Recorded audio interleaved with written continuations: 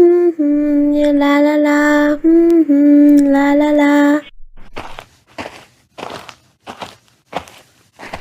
বৌমা, তোমার বাবার জন্য একটু চা করে দাও। আর রুটি বানানো কি শেষ? মা, এই যে রুটি বানানো শেষ হয়ে যাচ্ছে, আমি চায়ের পানি বসিয়ে দিয়েছি। আপনারা বসুন, আমি এখনই নাস্তা নিয়ে আসছি। ভাবি, আমার জন্য একটু গ্রিন টি করে দাও। কেন? রশনি, ভাবি কেন করবে? নিজের কাজ নিজে করে নে। তুই তো তোর ভাবিকে কোনো সাহায্যই করিস না। বেচারি সকাল থেকে উঠে কত কাজ করছে। হ্যাঁ হ্যাঁ মা, করছি।